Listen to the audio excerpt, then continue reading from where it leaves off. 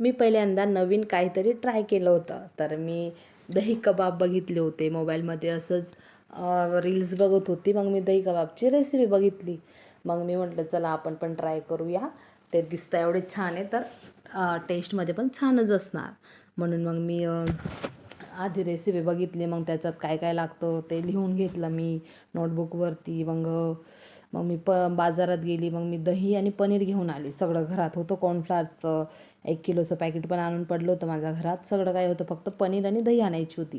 मग मी 1/2 किलो पनीर आणि 1/2 किलो दही आणलं होतं. तर दही मी 2 ते 3 तास म्हणजे 3 तास मी बांधून ठेवलं होतं कपड्यात.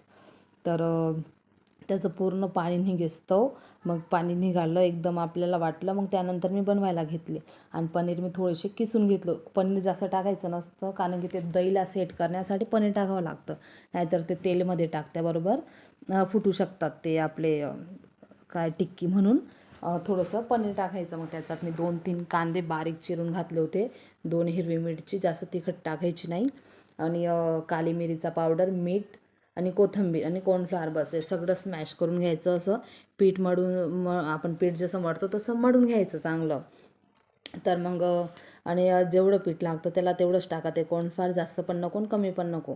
तर मग जास्त असं चिपचिपी व्हायला नको. आपल्या हाताने टिक्की बनवता येते ना, तेवढंच कॉर्नफ्लॉवर वरून टाकायचं आणि मीठ वगैरे चेक करून घ्यायचं. आणि मग दुसरं काही घरातलीच वस्तू होती, जास्त काही बाहेरून आणायची गरज पण पडली नाही मला. 2च वस्तू फक्त पनीर आणि दही. तर कायम बनवतच असतो आपण, आपल्या घरात दही असतं आणि पनीर पण बनवू शकतो आपण आपल्या घरातलं दुधाने. तर मग खूप सोपं होतं. मग मी मस्त टिक्की बनवून घेतल्या आणि ते घरी नव्हते. मग ते आले तेव्हा मी तळायला घेतले. मी फ्रीजमध्ये ठेवून दिलं होतं. असं काही गरजेचं नाही फ्रीजमध्ये ठेवावेच लागणार. असं तुम्ही लगेच बनवल्यावर तळू शकता आणि खाऊ शकता. त्यांना तर एवढे आवडले ना, विचारू नका.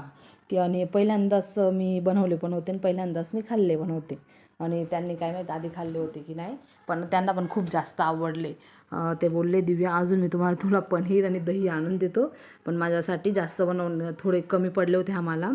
कारण की मी पहिल्यांदा ट्राय करत होते. मग मी विचार केला की थोडंसंच बनवून बघूया. जर माझ्याने खराब झालं तर मग एवढं काही वाटणार नाही, पण जास्त जर मी बनवले असते मग ते फेकले गेले असते किंवा कोणी खाल्लं नसतं. मग तो असं मनाला वाटतं ना की मी एवढं मनाने बनवलं आणि कोणी खाल्लं नाही. म्हणून मी थोडेसे आधी ट्राय केले. मग मी नेक्स्ट टाईम अजून जास्त बनवणार आहे सगळ्यांसाठी. मुलांना पण आवडले आणि माझ्या मिस्टरांना पण खूप जास्त आवडले. तर तुम्ही पण बनवा घरी. खूप सोपी रेसिपी, काही जास्त कठीण नाही आणि घरातलीच वस्तू काय आहेत. तर एवढं काही हे नाही आहे. आपण कसं दही पनीर तर कायम घरात येतच असतं आपलं, म्हणून मग त्याच्याने बनवू शकतो आपण. खूप सोपं होतं आणि खूप टेस्टी होतं. तुम्ही पण बनवा. Okay, bye.